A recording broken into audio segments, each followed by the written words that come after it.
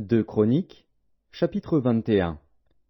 Josaphat se coucha avec ses pères, et il fut enterré avec ses pères dans la ville de David. Et Joram, son fils, régna à sa place.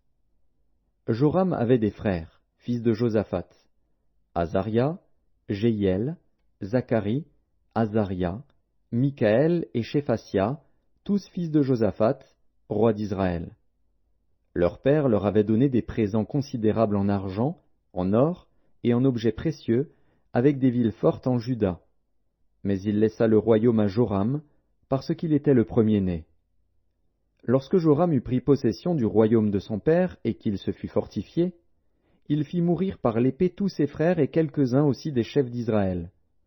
Joram avait 32 ans lorsqu'il devint roi, et il régna 8 ans à Jérusalem. Il marcha dans la voie des rois d'Israël, comme avait fait la maison d'Akab, car il avait pour femme une fille d'Akab, et il fit ce qui est mal aux yeux de l'Éternel. Mais l'Éternel ne voulut point détruire la maison de David, à cause de l'alliance qu'il avait traitée avec David et de la promesse qu'il avait faite de lui donner toujours une lampe, à lui et à ses fils. De son temps, Édom se révolta contre l'autorité de Juda, et se donna un roi. Joram partit avec ses chefs et tous ses chars. S'étant levé de nuit, il battit les Édomites qui l'entouraient et les chefs des chars.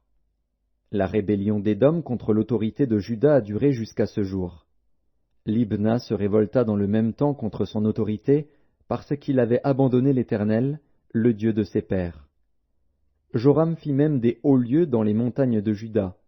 Il poussa les habitants de Jérusalem à la prostitution, et il séduisit Juda.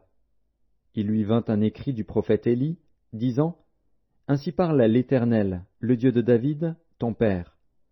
Parce que tu n'as pas marché dans les voies de Josaphat, ton père, et dans les voies d'Asa, roi de Juda, mais que tu as marché dans la voie des rois d'Israël, parce que tu as entraîné à la prostitution Juda et les habitants de Jérusalem, comme l'a fait la maison d'Akab à l'égard d'Israël, et parce que tu as fait mourir tes frères, meilleurs que toi, la maison même de ton père, voici, l'Éternel frappera ton peuple d'une grande plaie, tes fils, tes femmes, et tout ce qui t'appartient.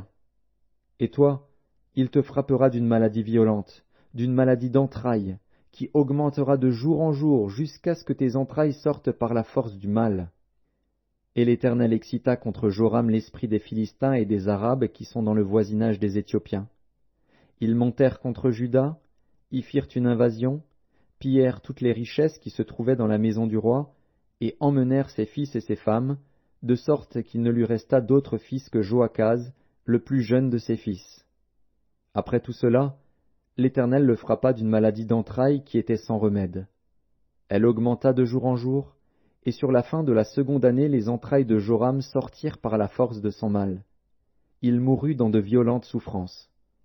Et son peuple ne brûla point de parfum en son honneur, comme il l'avait fait pour ses pères. Il avait 32 ans lorsqu'il devint roi, et il régna 8 ans à Jérusalem. Il s'en alla sans être regretté, et on l'enterra dans la ville de David, mais non dans les sépulcres des rois.